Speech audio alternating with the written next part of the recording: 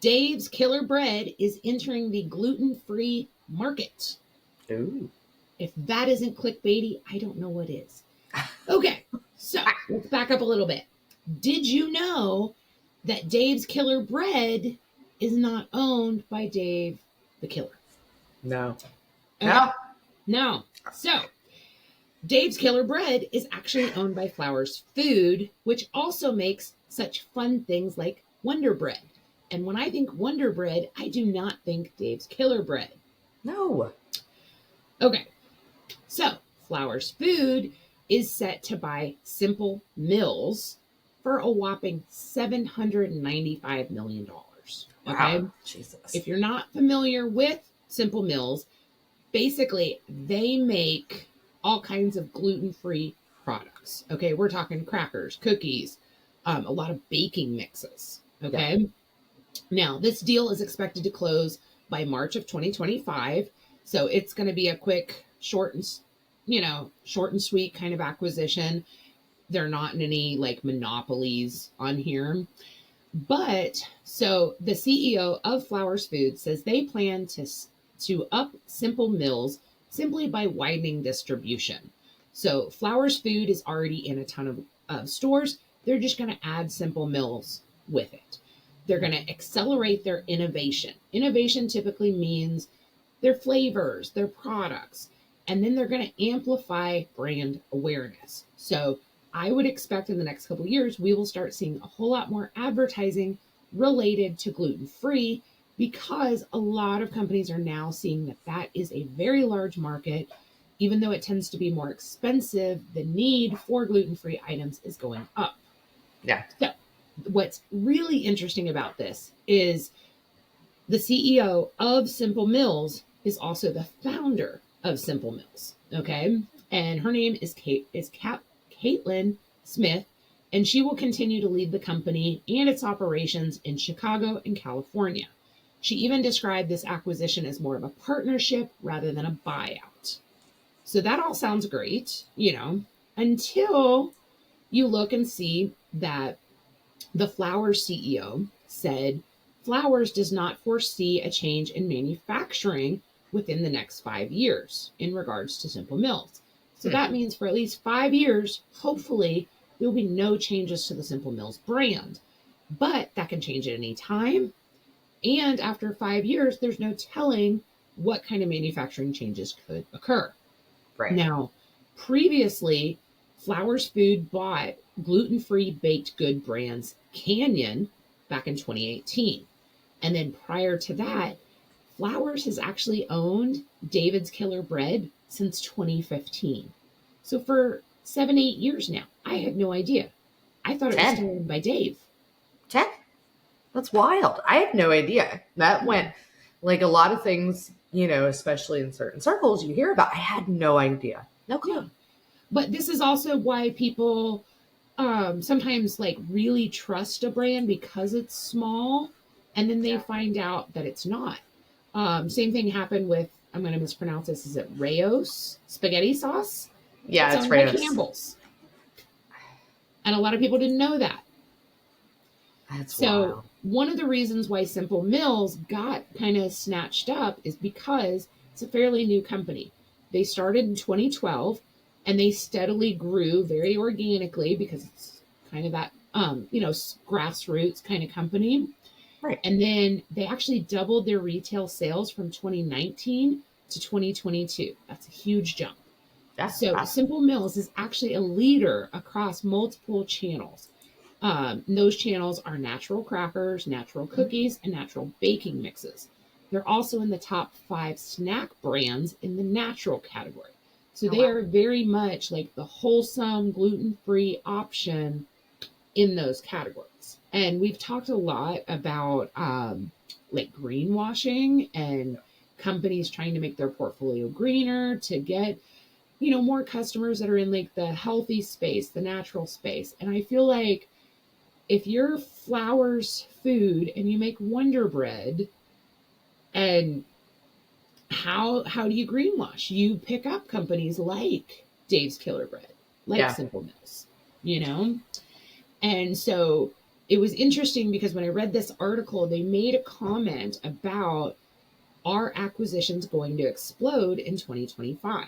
Because if you look back at 2024, the first half did not see a lot of acquisitions, but the last half of 2024, you saw some pretty huge acquisitions. We're talking Mars buying Kellanova, PepsiCo acquiring Ciente Foods. That one hasn't been completed yet, but it should be soon. Yeah. And here's what they're saying. So analysts are saying that 2025 is looking like the perfect storm. We're talking policy changes, political changes, credit and banking changes. And one analyst even stated that food brands will be traded around like baseball cards. Oh my God. I hate it. So like so much is being funneled, still continually funneled into the same Same megacorps. same megacorps, just scooping them up like seashells on the beach. Like this one's nice, throw it in my bucket. That one looks good, Oh, this throw it one in my doesn't really bucket. fit. Let's throw it over here. And another guy picks it up. I mean, We'll just actually, I don't smush them even see together. these mega corporations as scoopers. I see them as sharks, just Yeah. People chewing on everybody up. surfboards. How? Yeah. How? And every once in a while, like a food brand gets like stuck in their teeth and they pick it out and somebody else eats it. Like it's awful.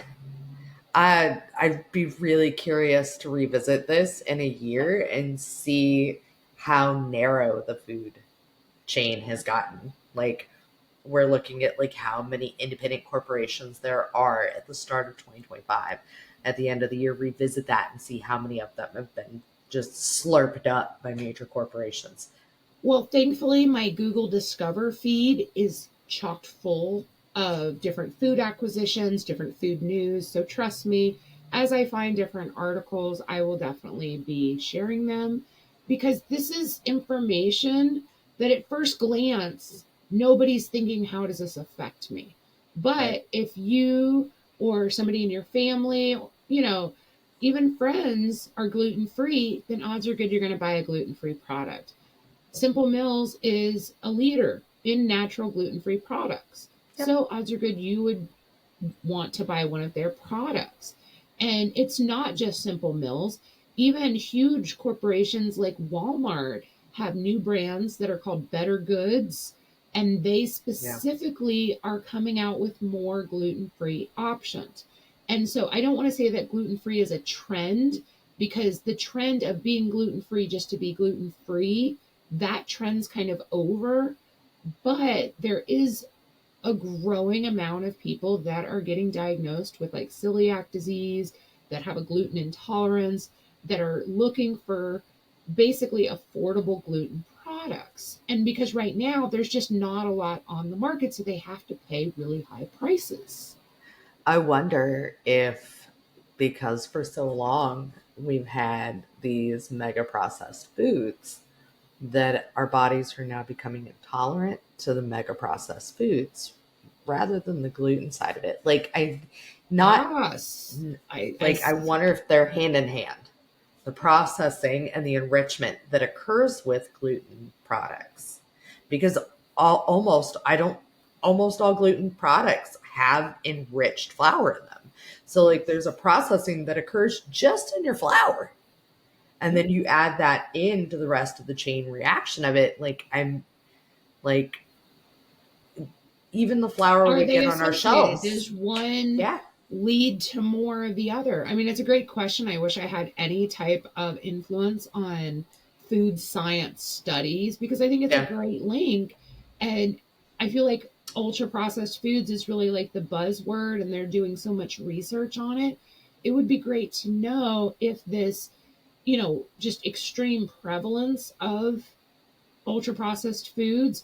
I mean, they claim that like 95% of the grocery store is considered ultra processed Yeah. simply for the fact that you cannot make it at home with regularly available ingredients because it has emulsifiers, it has all these chemicals, it takes special machinery that the average person just wouldn't have in their home. Right. And then you also see this huge intolerance to gluten. You also see what is it, alpha gal?